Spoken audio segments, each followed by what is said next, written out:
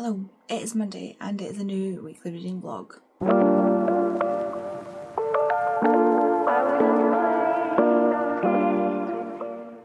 As you can probably tell, I'm just getting ready to film.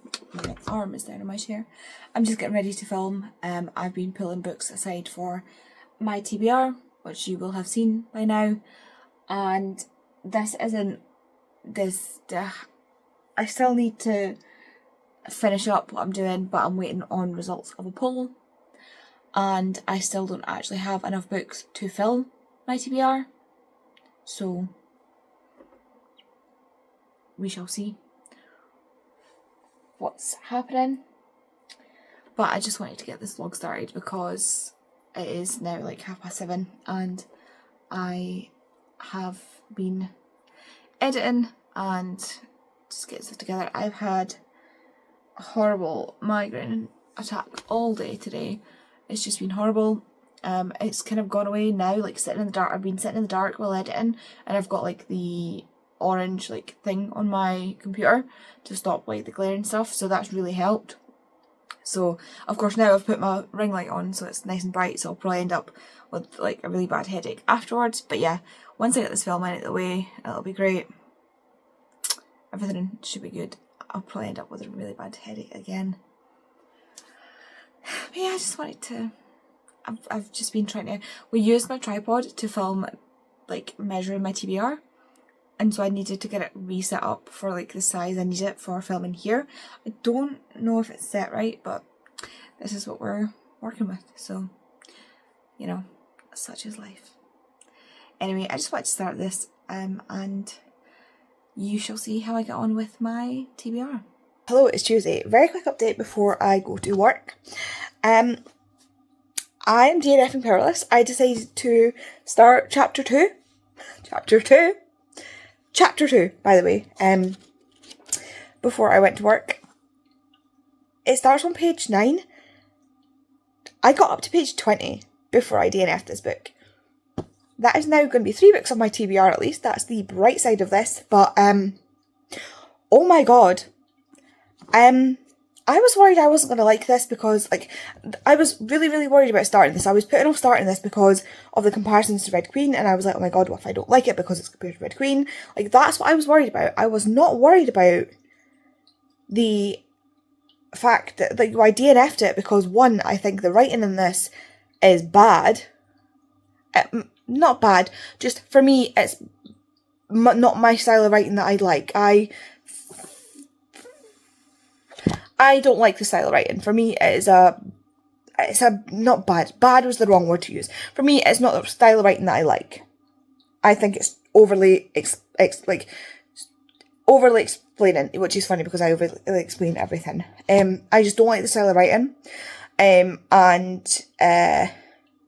Within the first 10 pages, so it's not even that. The introduction of the male main character, spoilers if you don't want, I can't even put my hand up because I need to use my hand because I'm so frustrated right now.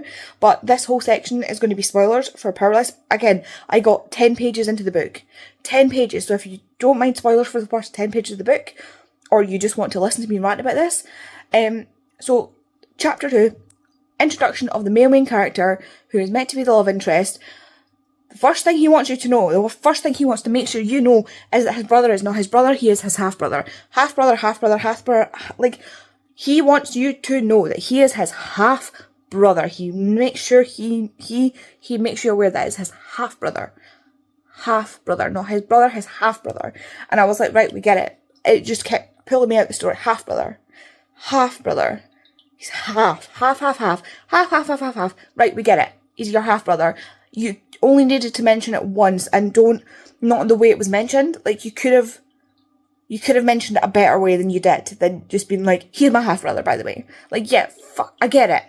And also, the first time a woman enters, so they're sparring, right? Him and his half-brother are sparring, and they're both princes. His half-brother is the crown prince, and he is the spear, or the enforcer, and they are sparring and practicing with their powers. One's got water powers, one's got fire powers, and they are sparring, and then they're sparring with weapons, and his half-brother gets distracted by something, and he turns and he's like, oh, it's bitchy Blair, and he says it out loud, bitchy Blair, a woman, and I'm like, you're gonna have the male love interest in the first 10 pages of this book refer to a woman that his brother is clearly in love with because of the way he gets distracted by her, by referring to her as bitchy Blair. It's like, cool. So he's a misogynist. Great, fantastic. No, DNF'd. No, absolutely not. I'm not wasting my time or money on any more of these books. They're all going on. No, that did it. If it wasn't for the fact that the writing style was putting me off, the half-brother thing was putting me off, that comment just absolutely, there's no way I can be invested in that character. I hate him already. Like, immediately, I hate him. I hate him already. Bitchy. Who uses the word bitchy? Like, I now don't like Lauren Oliver. Lauren Oliver? Sorry, Lauren Oliver. Do I like Lauren Oliver?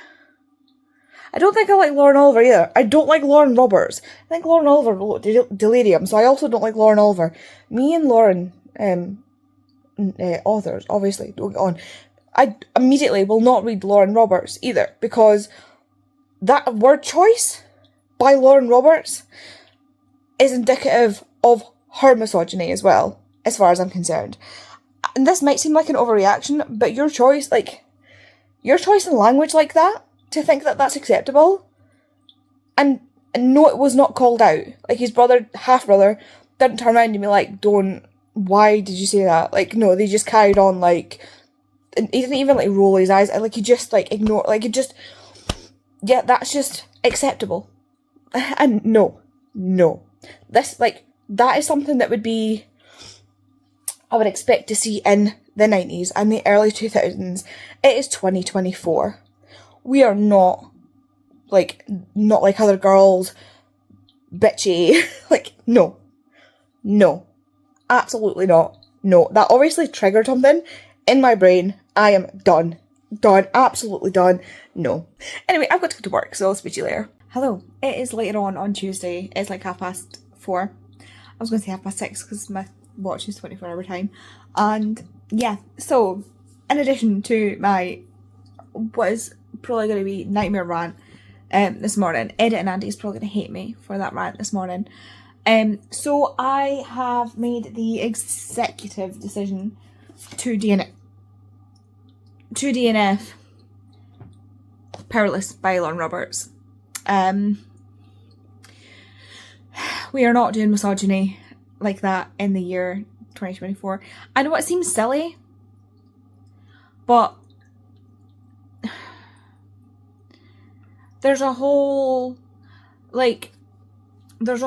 background of the term bitch being used against women by other women and by men, and there's studies and essays and the things that I've I have reasoning that I'm not going to go into. It might seem silly to you why I'm DNFing this book, but that last thing was just the straw that broke the camel's back. Like, within 10 pages, it was just the last thing that just, like, no. That on its own, maybe, in combination with the fact that I really hated the fact that he was drilling home it was his half-brother, and then the fact that me and the writing were just not getting on. Anyway, I was going to push through the writing to page 100 and then see how I got on. But yeah, that last little bit of misogyny, like, I just couldn't. And it, yeah. Anyway, I'm not getting back into it. There is a history there with me. It is, you know, I'm happy to discuss it, but I'm not doing it in this video. So yeah, that is DNF'd. I've also gone to Waterstones today and returned my copy of Reckless because it only came out on the 11th, which means it is within the return policy dates. So I've returned my copy of Reckless and got my money back for that. Unfortunately, I can't do that with Powerless or with, what's the other one called? powerful, the novella, so these will be going probably on my Vinted. So I've got this and the novella to go up for sale, hope like maybe get a little bit of money back for them. If not, they'll go to the library or something, I don't know. It's just, yeah. Anyway, so next I will probably pick up How to Solve a Murder. I've got this and this down here to read. I think what I might do is read a chapter of this, or like a couple of chapters of this. 29 chapters. So I might read I might section this off, read a section of this, and then read some of this, and like go between, because non-fictions can be a bit sluggish to read, and I know this book's gonna go fast. Otherwise, I've only really got Stormglass. I know it's not Sea Glass because that's next week really at this point. So Stormglass, Sea Glass, Spyglass. Oh no, I can't remember now. It's whatever glass book we're on to read, and I will leave that till next week. And then also Daughter of the Moon Goddess. So, but Daughter of the Moon Goddess is a book where it is a potential DNF. Like it's one where I'm not sure I'm gonna like it. I just want to try it out and see if I'm gonna like it. So that has potential to be a DNF as well. So I might read Mile High with Vampire just because I know I'm gonna like it, and because it's a reread. And I remember now. I was sure I didn't remember reading this book, but I do remember now. It's because I thought it was just, oh my ears bugging me. I thought it was just Jet and, is it Jet and Stella that crash land? Jet and Quinn. Where am I getting Stella from? Stella's one of the other books. Jet and Quinn. Was Stella in this book as well? So Jet is flying the plane for Arjuna Enterprises, and it crashes in this forest in the mountains, and unfortunately he has 3 vampires on board, 3 immortals on board, one of which is Quinn, who is his life mate, and they call it in, obviously, for help, but they're in quite a remote area, and there are 3, I think it's 3 women. Stella might be, no, I think Stella's one of the, Mary is one of them, Quinn, and there's another woman. There's 3 women, and it becomes 3 female immortals, and it becomes a nightmare scenario because they don't have any blood, and Jet is the only human, and they are injured, and I think, is it more than 3 of them? They're injured, and so they need blood to help repair the injuries, and he needs to basically run. He needs to run. They tell him that you need to get out here. You need to run. You need to go, but you can't like run because then they'll chase him, because like the predatory instincts. So like he needs to get out of there and fast. And there's he finds this lodge up in the mountain because it's like a ski resort thing, and he gets there and he's like, oh crap. Oh no, that's bad. Like, and there's like bears and stuff, and there's a bear in the way, and like one of the girls like one of the women like jumps on the bear to rescue him and stuff like that, because he startles the bear, and the bear's like, whoa, and he's like, whoa, and like there's a whole scenario, and like she ends up fighting the bear, so she gets more injured, so she needs more blood, and the bear blood does not help. They actually need human blood because of the way the nanos work. So like it's like, oh crap, and then he finds this lodge, and he's like, on the one hand, right, more people, that's good. Like I think did they call in call in the guys from there to like, we need you to get out here with blood. But like the weather's really bad as well, so it's really isolated. The weather's really bad. It's like they're stuck there, and they're snowed in sort of thing, and it's really hard to get there with like planes and helicopters and stuff like that. And then the girl, like the women are, I keep want to call them the girls, but like, yeah, the women are like, then have the risk of like slaughtering all these people because of the bloodlust, and it's like it's just a nightmare scenario. Like, it's a total nightmare. So it turns into like a horror movie scenario where they're like trying to get through like the bars and the window and stuff like that to get to these people, because they're just pure bloodlust by the time they get to them. And they're like lost all sense of themselves and stuff, because they are human. They're like, these vampires, they're humans who happen to have these nanos in them that give them the attributes that we recognise as vampires. So they are purely human. They are human. They are humans with adaptations. And it's more sci-fi than it is like fantasy. It's not fantasy, it's sci-fi. And it just so happens that the nanos come from Atlantis. But it's that way where we are still predators. Like, humans are predators. Like, you know what it's like when you get hangry? Like, if you're somebody that gets hangry, but your prey is humans. Like, they still need human blood. And the nanos make them, like, the nanos kind of force a survival instinct into them, where like, if you are so low on blood that you get to that stage of bloodlust, or what they call bloodlust, because these aren't fantastical vampires, so it's not that like predatory instinct of like the creature. It is like enhanced human like predatory urges. So it goes to like your basic instinct, which is to find food. Like, we are still animals, we are still predators, we are still humans. Like, we are predators, we have eyes in the front of our heads, which means we are predators. Like, it's so... And so like, they get to the point where their blood level is so low, and the nanos need the blood so much that they force, like, it is just like hangry but dialed up. And the humans, unfortunately, are the things that they need. The nanos know, like their brains know at the most basic instinct point that the only thing that will, the one thing that they need is blood, and these meat sacks have what they need. It's just, it goes from like disaster story to like isolated horror story with the romance in between. It's just, this is one of the best ones. This is the closest to like a horror story that I will ever probably read, other than like Dowdy. And yet, actual murder. Go figure. Anyway, I'm gonna go.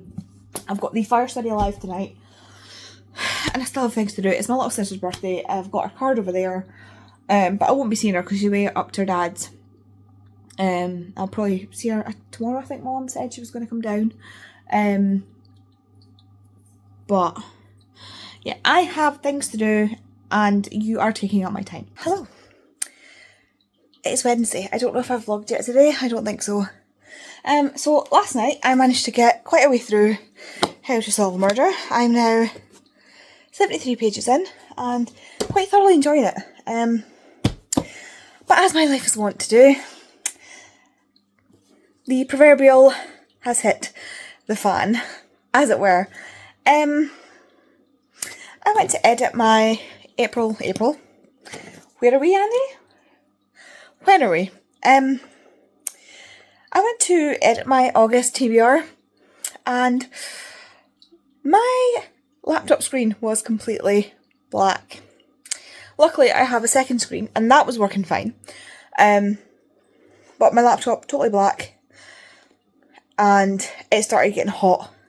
Like, the main body of the laptop started getting hot very quickly, and I was like, okay, it's done this before. Like, I just need to reset it, it's fine. Did all the things I normally do. No. Kept doing it, like trying all these different things to try and do it. Would not work. Had to go through a troubleshooting thing, would not work. Eventually got Kay, and she was like, I have no clue what's going on. She tried to fix it, no. Called Douglas through, because Douglas knows more about computers than both of us. Came to the conclusion that the connection between the laptop, like the main body of the laptop, and the screen has eroded somehow. Probably because my laptop gets so hot, because it is really not, it's built for like a day-to-day like basic use laptop, because I bought the laptop before I was doing YouTube, and I just needed it for like doing documents and stuff like that. I didn't need it for much. I just wanted a basic ass laptop that I could occasionally watch some YouTube videos on, or films and stuff like that. I didn't need much. Whereas now, I could be like editing, watching a YouTube video and sitting backstage, like live backstage. So, she's been getting hot lately. And like, I mean, by hot, I mean like, I've burnt my legs a couple of times, level hot. Like, I've been smelling her before I've been realising how hot she's getting on the side. Like, it's not good. She's at least 5 years old. Maybe even older than that. So she's still a little bit scunner. She has been slowing down. I think I broke her last night with the Chronicles of Ixia Live, because I had YouTube open on the side, paused, because I've been watching videos, while I had the live stream open, waiting for that to go, and I was editing a video, and I had, like, I had Discord open, and I had spreadsheets and stuff open, and I was submitting books on something. I had so much open yesterday that I think it was just the straw that broke the camel's back, and I think I've eroded the screens. I think I just broke it. I think I broke it. I broke it. So, I've been thinking about upgrading to a different laptop anyway, and so we had a look, me and Douglas had a look on Curry's PC World, because that is just where it is the quickest and easiest way for me to get a laptop, is on Curry's PC World. Your girl is not in depth enough to go looking on like specialised pages, and I'm not. It's just not. We're not there. Curry's PC World is for a new laptop. Douglas was there to look over the specs and stuff with me. I told him about everything I needed to do, and he was like, this is the spec you need, minimum, this is what we need to go for. We found a laptop, we found laptops and they were all spinny, like ridiculously expensive, to the point where I was like, oh my god, is it worth just using case computer? Because, yeah, like, this is going to be painful. And then we found one that was the perfect spec. The spec that I needed. Plus a little bit extra. Like, with all the stuff we need, like a mid-range, top-of-the-line level laptop that just so happened to be on a half-price deal. And I was like, oh, okay. This is like quite an expensive laptop, like over much more than I was willing to spend on a laptop at half price, which was like in the top range of where I was willing to spend on a laptop. Like, it was pushing what I would normally spend on a laptop, like what I was willing to spend, but that was the half price point. So it was like, you know, I was willing to spend the half, girl math, it was half price of a very expensive laptop. So I was like, it was within the, anyway, so yeah, I got a new laptop. So I'm away to unbox this and get this set up. I will then have to get everything transferred over, which is going to be fun because I need to have my other laptop connected to my second screen so that I can, because the other laptop is currently now acting basically as just a tower, like the equivalent of a tower with no screen. So it needs to be attached to my second screen for it to function, which is great. But yeah, this is so pretty. It's blue. I will show you later, but I just need to get into this and get it unboxed and get it set up because, yeah, basically everything is on my laptop. Everything is on my laptop, so I need... Luckily, a lot of the things that I really, really need are backed up onto some kind of drive, either be it my Google Drive, be it my emails, but like before the whole thing breaks, I just want to get this set up because I've had that happen before and had to take it to a shop and get somebody to like back up the hard drive onto a external hard drive, which is great because I have an external hard drive, which means I can back up that computer onto an external hard drive and then put it onto that laptop, which is good, which is very, very good. But yeah, I'm going to go and actually do what I'm saying I'm going to do. Hello. Apologies if you can hear the fish tank. It is very loud. It needs topped up. Still no fish in it. There's still no fish in it. There's still only 2 shrimp who must be having the time of their life in there. They are 2 shrimp like this size who have the whole tank to themselves, and all the algae they can eat, because they eat the algae. That's why we need to leave the algae on the tank. We can't like scrub all the algae off. Anyway, I've just finished How to Solve a Murder. I actually thoroughly enjoyed it. This is not what I thought it was going to be at all. It's actually more of a memoir of Derek and Pauline Germain's time. Mostly Derek's. It's very heavily Derek's time from the age of 15 to the age of about 50s to 60s. So he started off working as a tech in Guy's Medical Museum. I can't remember what else it was called. Guy's Hospital. There we go. Guy's Hospital in London. It's also called something museum. And it's a beautiful, beautiful building. It's got this beautiful ivy on this old building, and I don't know if you can see it. It's not a colour photo, unfortunately. And he started at 15 as a tech, dealing with literally body parts, and built his way up to be one of the foremost forensic experts in the UK. And Pauline, who is his wife, she started when she was 19. So she started when she was 16 working as a medical secretary, worked her way up, started working at Guy's when she was 19, and she was one of the pathologist secretaries. She would take, she would do the notes with the pathologist. So now when we see, the pathologist dictates and then types up the notes later as they're doing autopsies and stuff, what they used to do was they would have to dictate to a person, or they would dictate to a dictaphone, like a recording, and then the person would type up the notes later. But what she would do is she would sit in on the autopsies and she would write out what they would, or shorthand write out the autopsy report, and then go back and type it. That was her job. And she sort of became more of an assistant than that. She wouldn't do any of the medical stuff. She's not medically trained or anything like that. She's not scientifically trained in that sense, and the medical, biomedical side of it, chemical side of it. She very much does a lot of secretarial, admin-y, she's that kind of minded person. So she did that for a while, and then when people started leaving and the workplace started getting, that way it gets when you're somewhere for a long time, people start retiring, people die, people leave. It just gets, it's not the place you knew anymore. So she left, went somewhere else. Her and Derek ended up getting together. His previous marriage, they separated because his job got to the point where it was affecting his marriage. That broke off. After a while, him and Pauline started realising they liked each other because they spent more time outside of work together because she was no longer working there. They realised that they liked each other. They started to get to know each other more. They ended up together. They got together, had kids.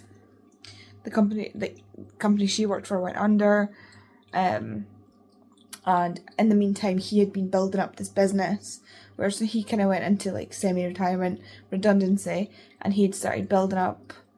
He'd been doing all these different things. So he'd moved into wound identification. So he'd built up this.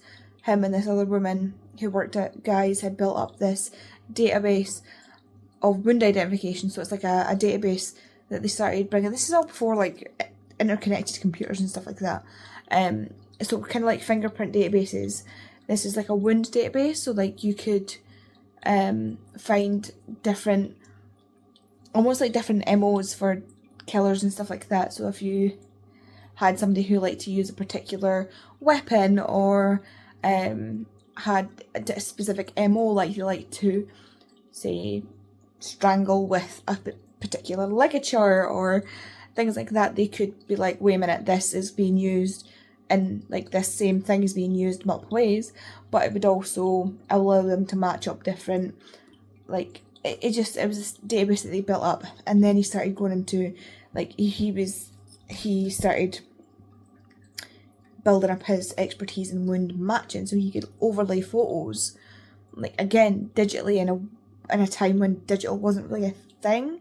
Like digital was only really starting. We were talking like the 90s, the early, like coming into the early 2000s, like really early 90s, then creeping into the early 2000s, as he was building up his expertise, where he could overlay images and show that this weapon matched this mark. So like, for example, one of the things he did a lot was shoe imprints. So like, say somebody had stamped on someone, then he could match the bruising on the body to the shoe print. And, or like, say, you see it a lot on like Criminal Minds and stuff, where like the hilt of a knife matches, like if you stab all the way in, the hilt of the knife leaves a bruise, a very distinctive bruise, and he would like overlay pictures to show that that matches, because you don't want to, like, you can't physically do it because then that tampers with the evidence. Or like, say, if I was to hit someone with this, the buttons would leave a distinctive mark, and he could then match this particular remote or this style of remote with the mark because of the way the buttons are. So other remotes may not have the buttons in the same place. It would be a different shape, a different thickness, a different size, things like that, you know.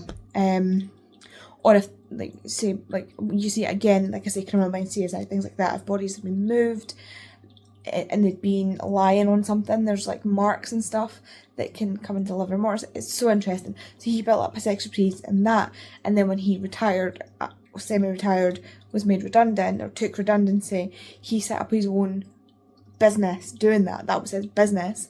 So he would, like, he was a contractor who would sort of be hired by pathologists to do this matching and then go to court as an expert witness for it.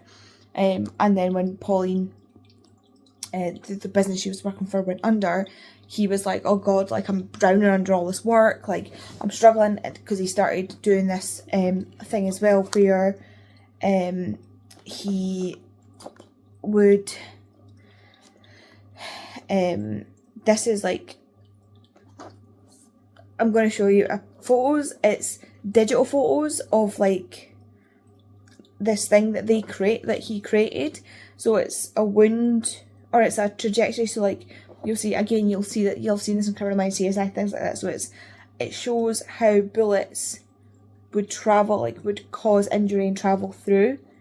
So if you don't want to see it, turn away just now. But it is a digital cartoon-ish image. It's not graphic or bloody or anything like that, but it is anatomical images. So I'm just going to show you it now. So like, here's like the thing. So it shows, like, it just shows you, allows you to see where, like, how it would travel and how it would enter different aspects of the body, and how it would injure, like the entrance, what would be marked as an entrance or an exit wound, and how the body would be positioned. Okay, it's away now.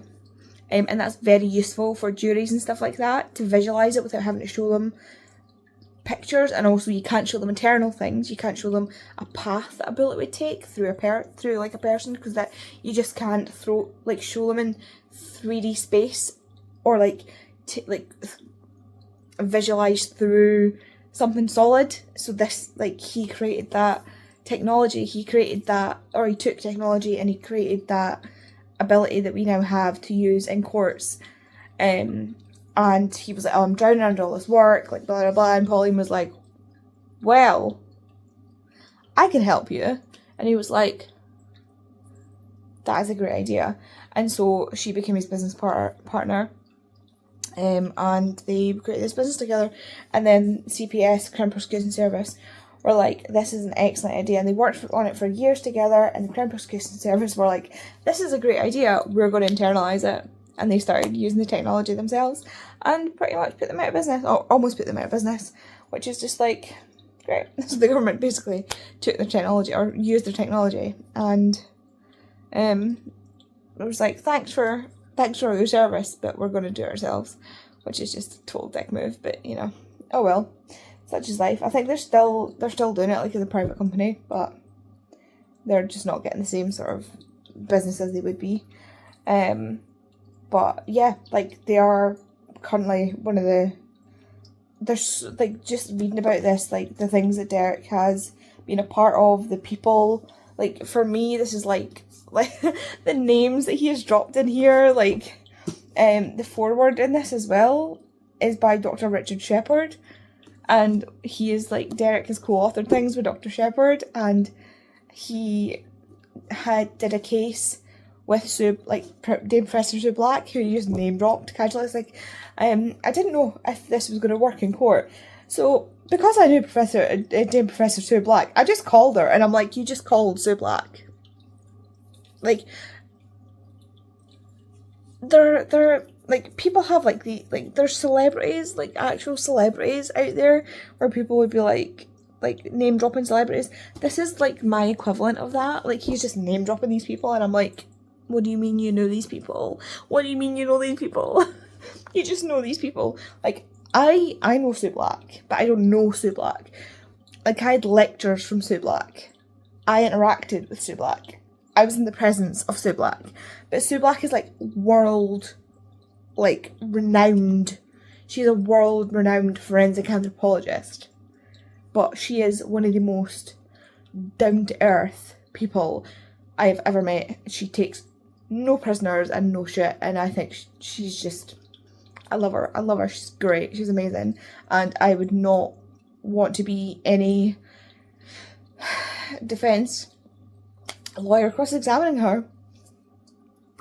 I wouldn't mind being a defence lawyer cross-examining her. Like, if you're there to do your job, cross-examining a witness, just crossing your T's and dotting your I's and making sure, like, you're just clarifying your like, fine. But the ones that try and act the fool, don't try that with Sue. She'll eat you alive. She will absolutely eat you alive and make you question your life choices, because she knows her shit. She absolutely knows her shit. Like, I love Sue Black. She is, honestly, her lectures were excellent. And yeah, the name dropping and this was insane. It was so good. This was so nice. I genuinely did not expect it to be the kind of memoir it is. But yeah, the amount of things that Derek has done, like the technologies he brought forward, and how he's still alive from half the stuff he did. They used to prank each other by randomly setting off explosions. Like, one of the pathologists, a doctor no less, used to prank people by putting glycerin, an explosive, in their lockers and then putting Vaseline on the handles, so that once they opened it, it would slip out of their hands and bang shut. And when it banged shut, it would set off the glycerin, so then it would explode, and it would give them the fright of their lives. And like, these people... Oh, this is one of those, it was acceptable in the 80s moments. Like, they would blow off steam by setting off explosions in the labs on their lunch breaks. Like, finding different ways to, like, blow stuff up. How, like, this, and there's a photo of him, one of the photos of him in this book. I'm not going to show you it again. This is not so bad. Let's just, is there anything? There's nothing. No, there's nothing you can see in the photos that's too. There's nothing you can see in the photos that's going to be graphic. So I'll show you the photo of what I mean. So this is Derek when he was younger, using one of the fume cupboards. And at least he's using a fume cupboard. They used to not. He got really bad dermatitis because they didn't used to use gloves. They didn't used to use gloves. PPE? What PPE? PPE who? That's just him using, like, acids and stuff like that, with corrosive acids. At least he's wearing gloves, like he's wearing... At least he's wearing gloves and an apron, stuff like that. But, like, the amount of chemicals and stuff he used to use... I'm really surprised, like, he's not had any sort of, like, cancer or, like, illness or... like harmed himself. Like they used to take part in drug trials and stuff that he was saying, like because they were part of the department, they would be like roped into doing random drug trials, and he was like, I have no idea what things I was given, and just no idea, not a clue. I'm just like, cool, no idea. I'm like, fine. So yeah, just absolutely mad. So that was so cool. Like, it's so interesting to see. But yeah, I suppose you've got to be a little bit mad to do a job like that. Like, the dark humour was so... Yeah, the dark humour was there. And the mental health discussions as well, because some of the things they have to deal with, like he was talking about, some of the things they have to deal with obviously, like, there's the general, like, deaths, because obviously they're not even dealing with just, like, murders and stuff like that are not the most common things you deal with in a pathology lab. Like, in a pathology lab, you're dealing mostly with natural deaths and accidents. But then, of course, you do get murders and you see the worst that humanity can do to each other, which, of course, includes things where it's, you know, children and young people and domestic violence and abuse and things like that, which affects the people looking after the deceased in ways that you don't understand unless you're doing it. And then, because you're getting up close and personal with what happened to them. And then you also get, they dealt with, because they were based in London, they dealt with there was a train disaster.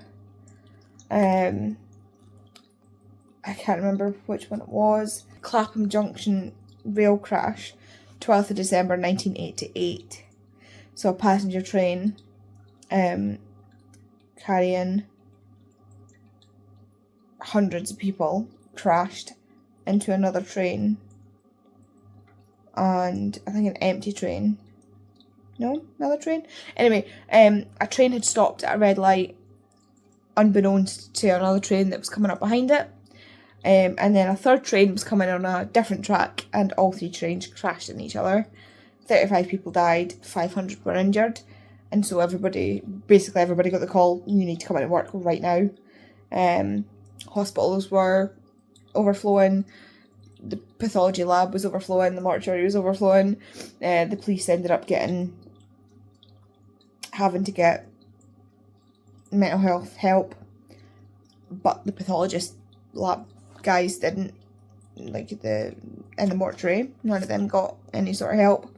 And then almost a year, was it even a year later? No. And then 9 months later, 20th of August 1989, the Marchioness disaster happened on the Thames, where a party boat, fun fact, the Marchioness was one of the small boats that sailed to Dunkirk in 1940 to rescue the troops.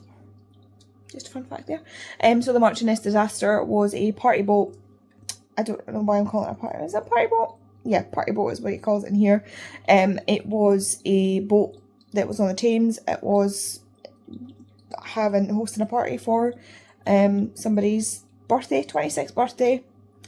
And at 1:45 in the morning, a dredger, which was also travelling along the Thames, collided with the Marchioness, and its anchor sliced through the boat, capsizing it and pulling it under the water.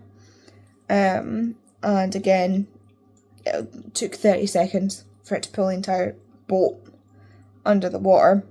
24 people who'd been on the boat lost their lives. And again, everybody got the call, you need to come into work now. And again, nobody got any help for the mental toll that it took on them.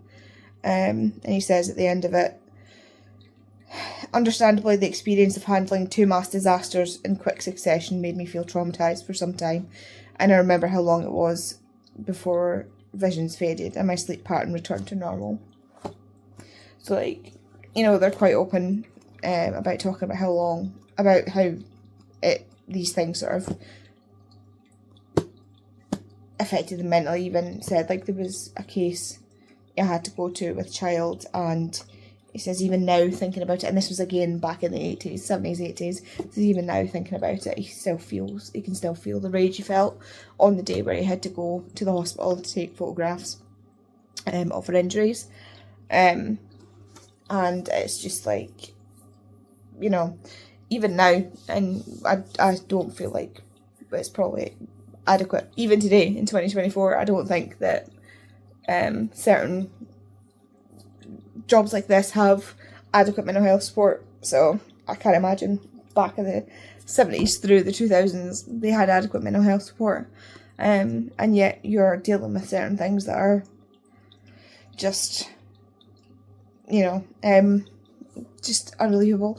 One of the guys that he actually used to work with when he started back in the 70s, back in the 60s, and worked with through the 70s until the guy retired, I think in the 80s, was one of the pathologists that went out to the concentration camps once they were freed, or once they were, I can't think of the word, liberated, in the 1940s. And he was one of the pathologists, not Derek, the guy that he worked with, Dr. West, I think his name was, and he was one of the pathologists that was there to perform autopsies and be there when they exhumed the bodies of the mass graves that were found in because obviously it can't be everywhere at once. He was there when they exhumed the bodies in the mass graves in the concentration camps, or some of the concentration camps, and there to do pathology reports and testify for the war crimes against the Nazis. So I bet he was an extremely interesting guy to work with, based on his experiences, and also I can imagine he must have been absolutely horrified and haunted by the experiences that he had. He does talk about, like, talking to him about the experiences he had at the time, and that he never fully recovered from that experience of going over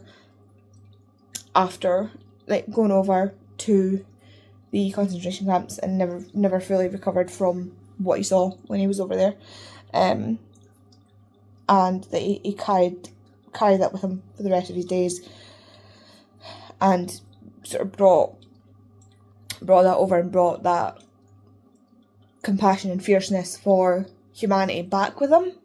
So like it kind of changed him in a way that he had this fierceness for justice and compassion, which I suppose is a good thing, but at the same time, like, it also came with a level of trauma, because he saw exactly what happened, and he was paramount in, specifically, his job was dealing with reports for dealing with the war crimes committed by those who had been doing medical experiments in the camps.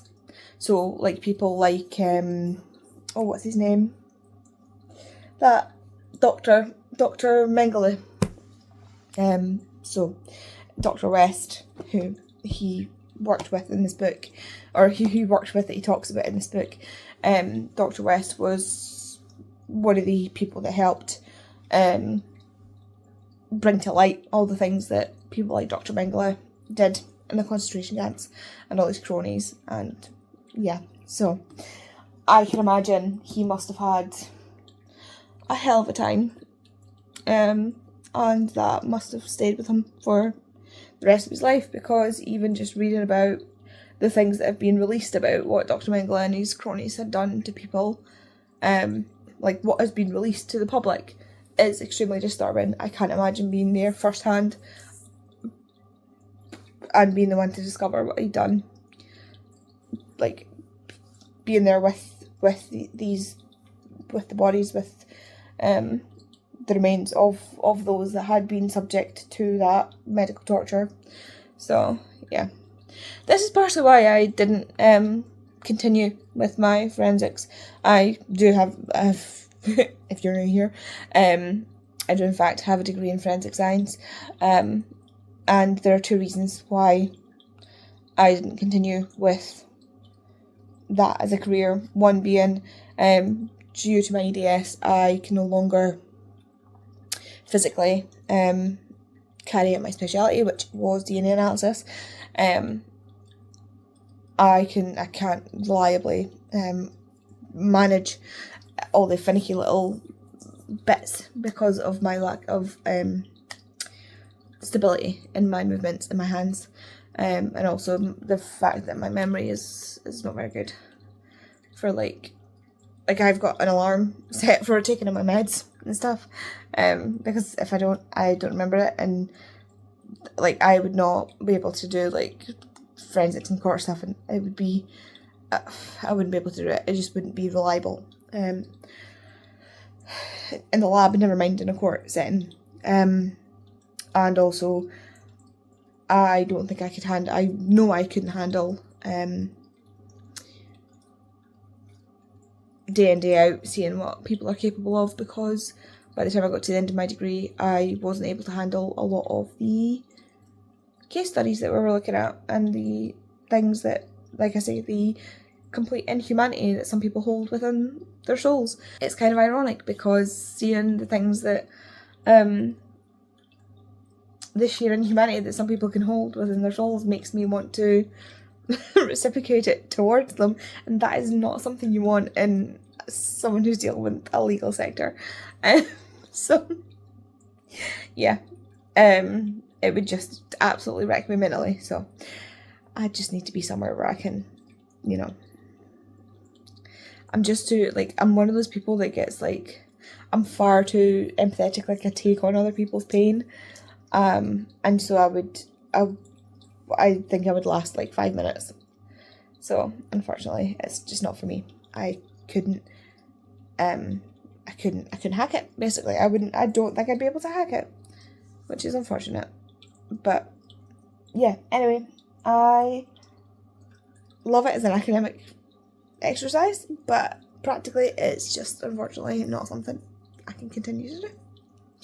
But I'm gonna go to bed because it is past midnight. It's almost 1 in the morning.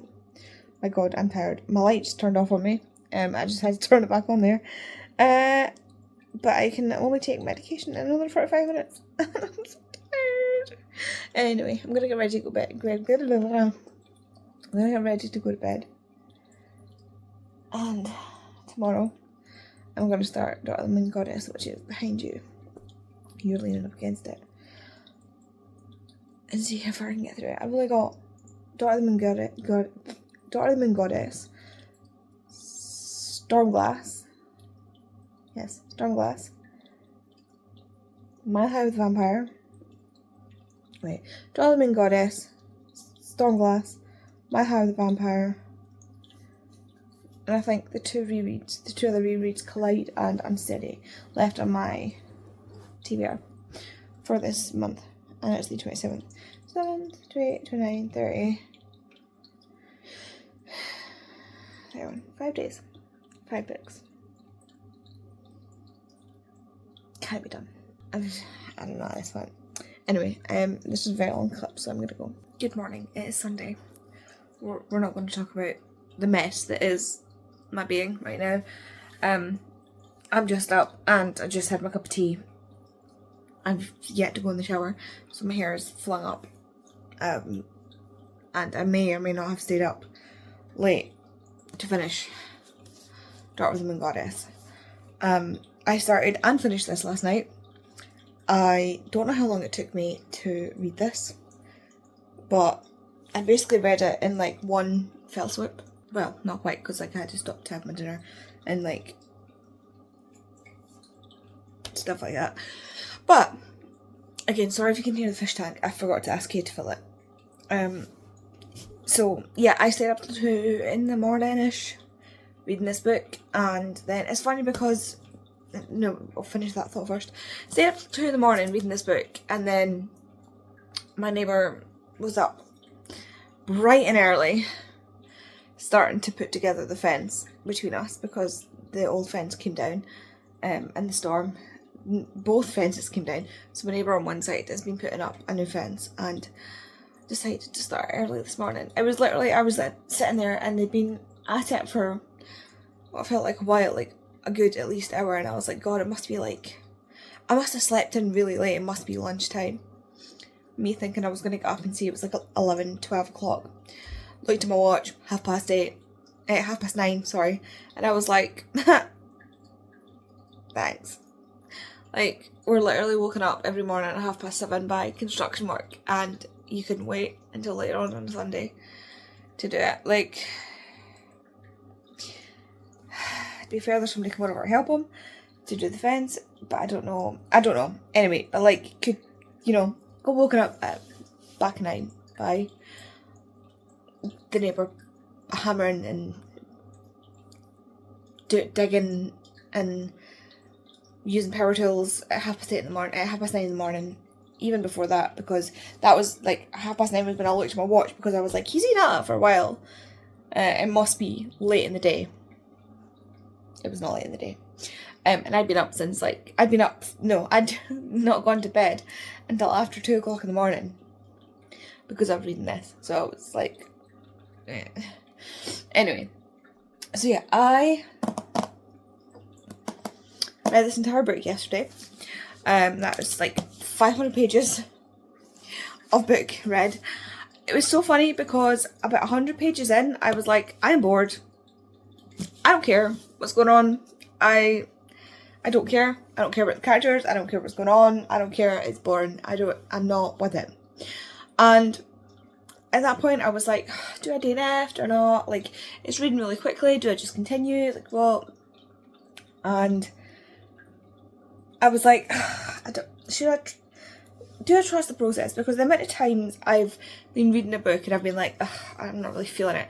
And then by the end, I've been like, oh my god, I'm so glad I didn't DNF that. And so I decided to continue on, obviously, because I finished the book. And is it my new favourite book? No. Is it even a 5-star? No. It's like a 3.5 star. I don't know what compelled me to finish this book. I enjoyed it. Like, it was good. It was a good time. It was a good time. It was fine. It was fine. It just wasn't anything like spectacular. Like, I don't know how to describe this. So like, this book carries through years, and it's like, it like skims the top of many different things that happened to her, but it never really digs in. And there's like battle scenes and stuff like that, but we just sort of skim over things. We don't dig into the meat of like battle scenes and stuff like that. And I don't know if that is because it is YA, or if it's the writing style that the author chose, or what. Like, I just felt quite surface level. It felt very shallow. It's the only way I can think to describe it. It didn't give me what I wanted with the fantasy side of it. With like, we didn't the thing is though, like, the characters were sort of compelling enough. Like, there was a whole love triangle thing going on, which I wasn't too mad at. Like, it was funny because she was like she was totally unaware about what was going on until somebody was like, I like you, and she was like, what? And then she has a moment where she like reevaluates every interaction she's had with him, and she's like, oh, you were flirting. Oh, yep, no, now I see it. She's been like raised in isolation for so long that she's like, oh, did not get that. Oh, I'm sorry. Oh, I did not see that. And like, a friend who's like one of the soldiers is like, how did you not see that? And she's like, look, bestie, did not see that coming. And it's so funny. And then like, when they're like, when another guy who has absolutely no interest in her, but is just like a nice guy, like genuinely like a lovely guy, is speaking to her, it's like being just really nice to her, being like, you did a great job, thank you, well done. The two other guys are like just glaring at him, just like, and he's so unaware of what's happening, and she's just like, oh my god, like rolling her eyes at them, like, can you two, like in her head she's like, can you two just get a grip? And I'm just like, girl, yes. So there was so many bits where it almost had it for me. Like, it was almost there. So it was like, this is getting a this book was fine. It was fast-paced enough to keep my attention. I was flying through these pages.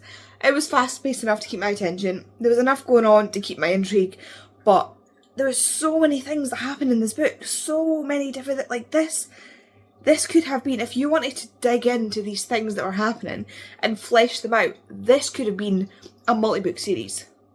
This could be a multi-book, like, but from the way she's not dug into any of it, does it need to be a duology? No. This is a standalone book. The second book has no bearing on the story of this book. This is a complete standalone. End of. This doesn't need to be a duology. Like, the duology has no bearing on this story. This is it. This is ended. This is packaged up. You can read this as a standalone. So I don't know if I'll read the second one, Heart of the Sun Warrior. Tori said she absolutely loved it, so I might pick it up. There's nothing in me that's like, I need to know what's happening. Like, there's no, like, you know how you finish a book sometimes and you're like, I need to read the next one. I need to know what's happening. I want to know, like, what's going on. Even, like, I've got some books here that I can give you an example with. So, Unsteady by Peyton Corinne. Collide by Balcabra. These are on my TBR this month because they've been rolling over from TBRs for a while. I've already read these. These are rereads. But these are getting companion novels about different characters. These are complete standalone novels. These are getting companion novels about different characters, and I'm like, yes, I want to read them. Yes, I need to know what happens to these characters because of things that happened in these books. Like, I want to know what happens, like, as consequences of the things that started in these books. I don't care. I don't care enough to continue. Not to say it was a bad book. It was not bad. It was just fine. As Chloe Reid Books says, this book was fine. The bookmark is upstairs. I can't find this book is fine. Bookmark is upstairs. But this for me was the definition of this book was fine. And I'm not mad about that. I'm so glad I read this. I think it might be because it was YA, and we all know I'm going off YA.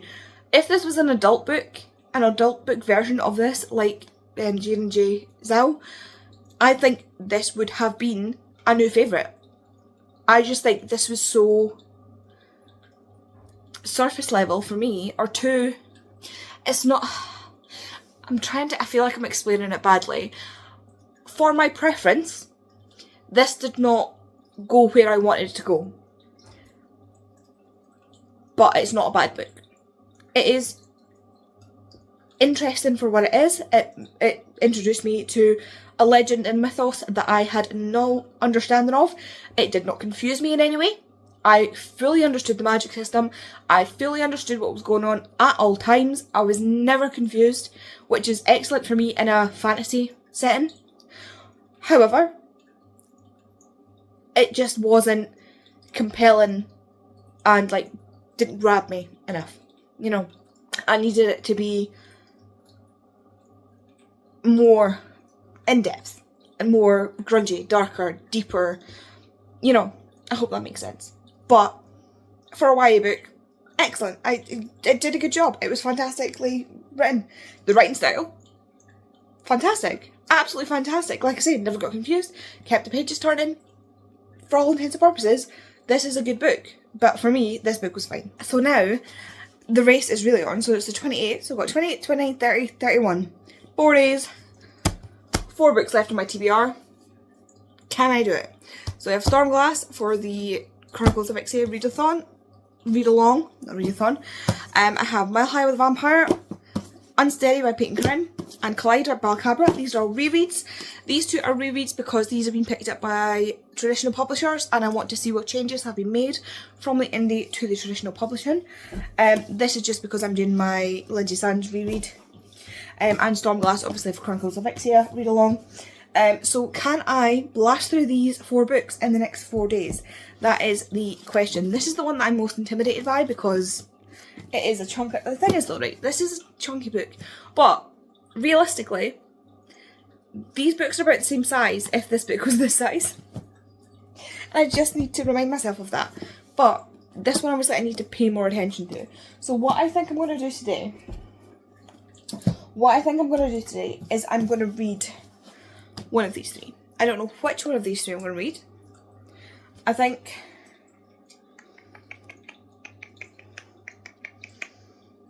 Oh, I don't know. I'm going to read one of these three. I'm going to finish this YouTube video. I'm going to read one of these. I feel like I'm going to blast through these because they're all rereads and they're all romance that I've read before. So, yeah, that is the plan for today. 4 days, 4 books. Can she do it, folks? I just read a 500-page fantasy novel in 1 day. So I have 4 days to read 3 romance novels that I've read before and a fantasy novel that I've never read before. Can I do it? Cast your votes down there. So guess who totally forgot to close off the vlog last night, and it's now Monday morning. That would be me. That would be me. I could lie and tell you it is still Sunday night, but it is in fact Monday morning. As you can see, I've been in the shower. I'm just drying my hair. But yeah, it is now Monday morning. You can't even tell, because the blind's still down. You can't even tell it's Monday morning, but it is in fact Monday morning. But yeah, I read the entirety of Mile High with Vampire last night, or yesterday. And what I thought was the plot of this book was only the plot of the first half of the book. So yeah, that was interesting to discover that even though I've read this book before, I totally forgot about the second half of the book. So that was interesting. Really enjoyed it. It was a whirlwind to find out, like I said, that I only knew half the book. Yeah, really enjoyed it. I now have 3 books to finish. 1, 2, 3. 3 books to finish in 3 days. I am confident that I can do that. Famous last words. I've already started on Steady. Yes. I've already started on Steady. I'm 113 pages in. Honestly, I am loving this. This is a reread. I read this when it was an indie published KU book and loved it, and now it's been picked up by Simon & Schuster. Honestly, great call, Simon & Schuster, because I loved this when it was indie published and I'm loving it even more now. I don't even know what the changes are. Like, I'm not even fully aware of what all the changes are, but like, at one point I just put it on my head. I was 50 pages in and I just put it on my head and I was like, Kate was like, did they kill off one of your favourite characters? I was like, it's a romance book. And she was like, oh. I was like, it's just Reese. He's such an enrolled golden retriever.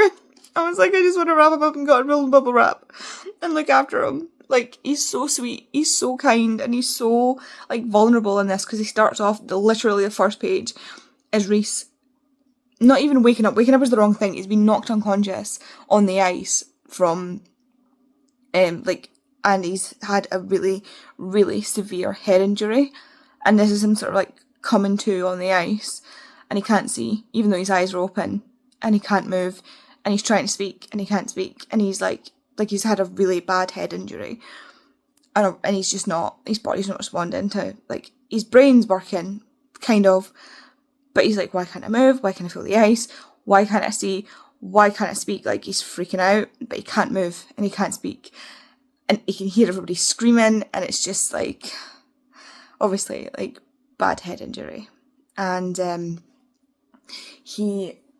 the next thing is, like, 3 months later, and he's still suffering because of the head injury, and it's this story. It's not even just a romance. It's not just like this isn't one of those, like, fun, silly romance novels, which, again, nothing wrong with fun, silly romance novels.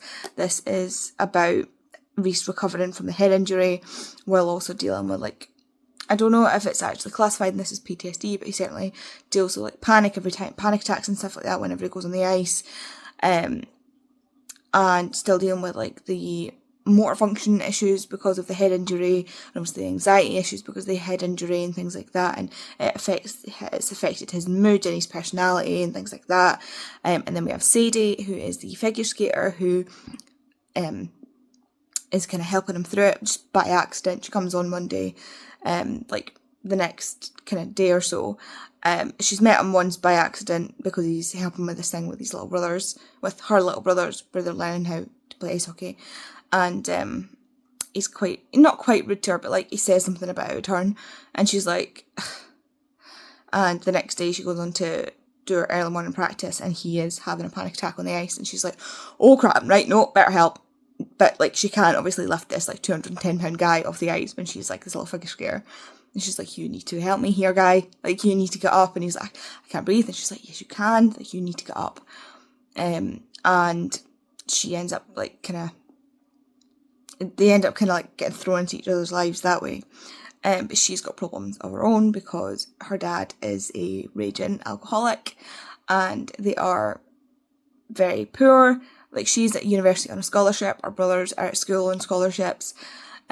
She's the only one working. Like I say, her dad's a raging alcoholic. He steals any of her money that he can get his hands on to drink.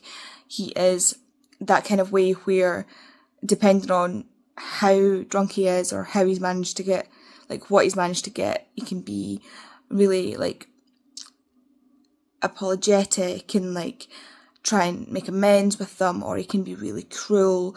And she's kind of the only adult in this situation, whereas her like brothers are like 12 and 5, and she's trying to do her best to keep them safe. And so she's dealing with all that at the same time, and while also doing like a grueling training while working 2 jobs, like grueling training for or figure skating, working 2 jobs and at university while trying to raise her brothers. It's just not a great situation. And they kind of end up leaning on each other and helping each other in different ways. Because Reese is like the golden boy. He is the hockey captain. His dad is, or was, an NHL player. His family are incredibly rich. And even though his dad came from nothing. And like, it's... His family are incredibly kind. His family are just so incredibly kind. And there's so much in this that just, it is heaped with so much compassion and so much care and so much like the rep and stuff in this as well. I'm so excited because the characters have just been introduced as I'm reading, like the bits that I've read, the characters have just been introduced from the next book, and I'm so excited.